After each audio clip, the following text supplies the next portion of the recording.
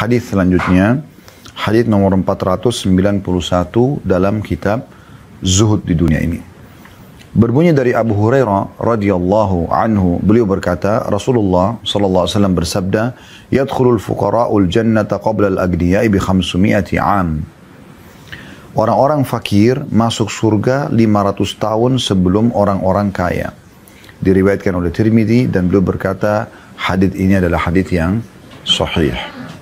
Baik, kita akan masuk ke globalnya makna hadis ini dulu. Global makna hadis ini adalah bahwasanya orang-orang miskin akan Allah muliakan dengan masuk ke dalam surga lebih cepat daripada orang-orang kaya. Ya.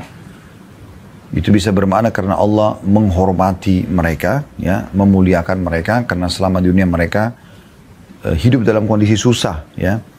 Tapi ini bukan berarti di dalam surga nanti mereka lebih tinggi derajatnya daripada orang-orang kaya. Ya. Dan ini juga disebabkan karena mayoritas orang yang masuk surga memang umumnya orang-orang miskin. Ya. Kalau Anda lihat umat Islam ini, mayoritas kita ada orang kaya, tapi mayoritasnya orang-orang susah. Ya. Biasanya orang-orang non-muslim membahasakan dengan negara berkembang, ya. Jadi dianggap negara kita ini, negara-negara kaum muslimin, negara yang menengah ke bawah, ya. Dan memang begitu kondisinya, ya. Jadi makna fakir di sini adalah umumnya kaum muslimin, karena memang kita ini menjadi setengah, bahkan lebih daripada itu, kalau tidak salah 2/3 penghuni surga dari umat Muhammad SAW. Dalam sebuah hadis dijelaskan itu dan sudah kita paparkan panjang lebar dalam bahasan tentang surga dan neraka, ya. Baik, dari hadis ini juga kita bisa ambil syarah atau penjelasan umumnya tentang masalah bi 500 'am, 500 tahun. Jadi ini bukan hitungan 500, bukan seperti hitungan di dunia, ya. 500 tahun itu kalau dibahasakan, maksud saya begini, 500 tahun ini yang dimaksud adalah setengah hari waktu akhirat. Karena Allah menyebutkan, ya, di dalam firman-Nya, Yawma inda rabbika ka'alfi sanati mimma ta'uddun. Satu hari di sisi Tuhan kalian, ya, adalah sama dengan 1000 tahun waktu kalian di dunia. Jadi yang dimaksud dengan 500 tahun di sini adalah 500 tahun yang mudah ditangkap oleh manusia untuk hitungan di dunia. Tapi di akhirat setengah hari. Di akhirat adalah setengah hari.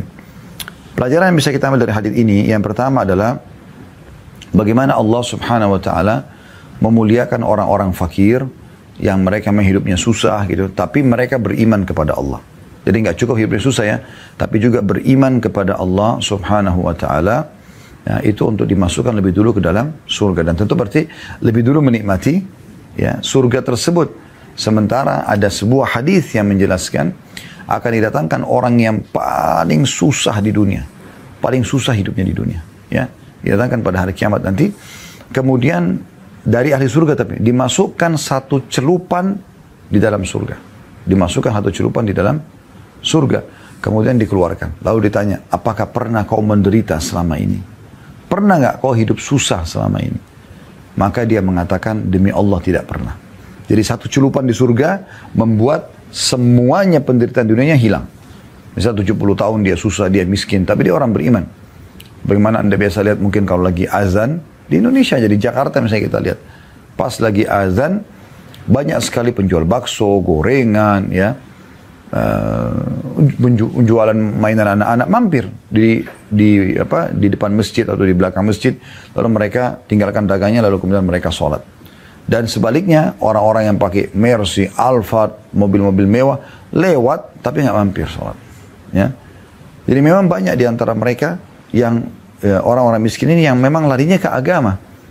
Ya, seperti itu kurang lebih, ya. Tapi sekali lagi ini bukan maknanya kalau orang kaya itu atau orang miskin akan mengalahkan derajat di surga nanti. Karena di surga itu nanti adalah amal-amalnya. Ada beda kasus masuk ke surga lebih dulu dengan nanti perbedaan derajat di surga. Ya. Abu Bakar orang kayanya sahabat. Orang kayanya kaum muslimin. Bahkan kata Aisyah radhiyallahu anha, karena Abu Bakar atjar Quraisy hatta dakhala fil imara.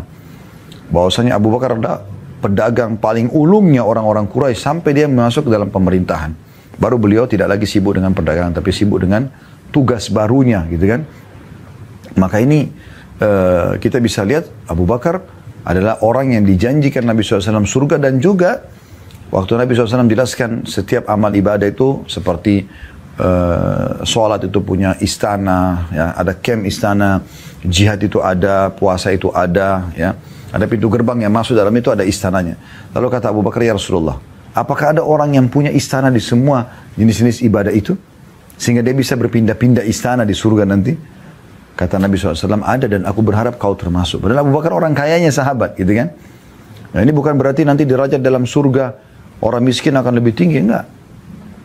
Ini hadis jelas, riwayat ini menjelaskan bagaimana Abu Bakar sangat tinggi derajat di surga, gitu kan. Bahkan dikatakan Abu Bakar sama Umar, kata Nabi SAW, adalah pemimpin orang-orang dewasa di surga. Sebagaimana Hasan dan Husain radhiyallahu anhuma, cucu Nabi SAW, adalah pemimpin anak muda di surga, ya. Nah, ini poin juga perlu digarisbawahi. Baik, pelajaran pertama adalah bagaimana orang-orang miskin dimuliakan oleh Allah SWT dengan lebih dulu masuk surga, tapi bukan berarti mereka lebih tinggi derajat dari orang kaya, karena penentuan derajat nanti tergantung daripada amal-amal yang mereka kerjakan, gitu kan. Kemudian juga pelajaran yang kedua yang bisa diambil adalah waktu yang ditentukan, yaitu 500 tahun, dan sudah kami jelaskan tadi 500 tahun ini artinya setengah hari waktu akhirat. Kita masuk ke hadis selanjutnya 492, berbunyi dari Ibnu Abbas dan Imran ibn Husain radhiyallahu anhuma, dua sahabat ini. Dari Nabi SAW beliau bersabda, "Ittala'tu fil jannati fara'aitu aktsara ahliha al-fuqara, wattala'tu fin nari fara'aitu aktsara ahliha an-nisa." Aku menengok ke dalam surga, maka aku melihat sebagian besar penduduknya adalah orang fakir. Dan aku menengok ke dalam neraka, maka ternyata aku melihat sebagian besar penghuninya adalah perempuan. Ya, hadis ini diriwayatkan oleh Bukhari dan Muslim. Demikian juga dengan nomor hadis 493 sama, Imam Bukhari juga meriwayatkan hadis ini dari riwayat Imran ibn Husain. Jadi 492 sama 493 ini sama, ya, hadisnya diriwayatkan Bukhari Muslim. Dari dua nomor ini satu hadis, ya. Secara umum makna daripada hadis ini, Nabi SAW menggambarkan bahwasanya mayoritas penghuni surga ini adalah orang-orang fakir, orang-orang fakir, ya, dari kaum muslim atau dari orang-orang yang beriman. Dan itu menandakan memang karena di dunia ini memang mayoritas orang miskin, ya. Anda kalau lihat secara global, kalau dipresentasikan antara orang kaya sama orang miskin, orang sukses sama orang yang tidak sukses, itu sedikit sekali. Orang-orang miskin atau orang yang sukses atau orang yang kaya itu lebih sedikit jumlahnya daripada orang yang miskin, ya. Mungkin kalau dalam satu komunitas itu, di satu kota misalnya, atau satu kecamatan, kita akan temukan yang menonjol 1, 2, 3 orang kaya, sisanya orang-orang biasa saja. Ya. Jadi memang di dunia sudah kelihatan. Jadi makna di sini orang fakir lebih banyak masuk, bukan berarti kita disuruh jadi orang miskin, bukan. Tapi memang karena mereka mayoritas penduduk bumi, dan juga kalau beriman di antara mereka akan menjadi penghuni surga. Kemudian juga di neraka, ya, paling banyak penghuninya adalah wanita. Ya, ini disebutkan dalam sebuah hadis yang lain tentang masalah itu, ya. Kalau Nabi SAW mengatakan kepada para sahabat, saya diperlihatkan neraka dan paling banyak penghuninya adalah kalian. Kata seorang sahabat, kenapa ya Rasulullah kami? Kata Nabi SAW, karena kalian mengkufuri atau memungkiri kebaikan suami. Sampai kalau suami berbuat seabad, ya, kebaikan, kemudian kalian menemukan satu kesalahannya, kalian akan mengatakan, saya tidak pernah lihat kebaikan darimu sama sekali, ya. Jadi ini umumnya makna daripada hadis, ya. Baik, kita masuk pelajaran pertama dari hadis, bahwasanya Allah Subhanahu wa taala memuliakan para fuqara dengan menjadikan, ya, mereka ahli surga, ya. Tentu syaratnya beriman kepada Allah. Dan memang orang-orang miskin ini, yang cuma mencari sesuap makanan. Anda pernah lihat di pinggir jalan, ya, orang yang tarik gerobak, orang yang jalan, ngumpul-ngumpulin barang-barang bekas, ada ngorek-ngorek sampah bekas makanan orang. Orang seperti ini nggak ada dalam diri dia itu seperti orang-orang kaya yang terus bersaing, ya, merebut harta ini, merebut proyek itu. Nggak ada mereka. Atau berbangga-bangga dengan baju yang bagus, tas yang bermerek, mobil yang bermerek. Nggak ada. Sehingga bab sombong yang bisa membawa masuk ke dalam neraka hilang dari mereka. Ya. Terus juga mereka dekat sekali dengan syukur. Ya. Karena begitu mereka dapat satu bungkus makanan enak, alhamdulillah gitu. Ya. Saya berapa kali temukan orang-orang yang miskin minta misalnya. Begitu kita kasih bantuan, seperti dia udah mendapatkan sesuatu yang sangat mahal dalam hidup. Sampai pernah ada seorang ibu nangis-nangis gitu. Mau sujud syukur di jalanan. Hanya karena kita memberikan dia sebagian daripada apa yang Allah berikan kepada kita gitu ya. Tapi subhanallah ya, bagi mereka tuh sudah satu nikmat yang besar gitu. Nah jadi mereka lebih dekat dengan syukur daripada kufur nikmat. Oleh karena itu kondisi kefakiran itu banyak membawa orang masuk ke dalam surga selama mereka beriman. Ya. Kondisi kekayaan itu sebaliknya. Walaupun orang menjadi orang kaya itu baik dalam Islam. Ya. Karena selisih pendapat ulama mana yang lebih afdal, orang kaya yang bersyukur dengan orang miskin bersabar. Kesimpulannya mereka mengatakan orang kaya yang bersyukur gitu kan.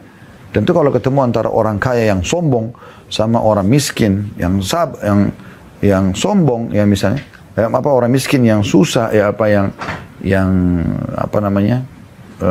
susah hidupnya, maka lebih afdal orang miskin gitu.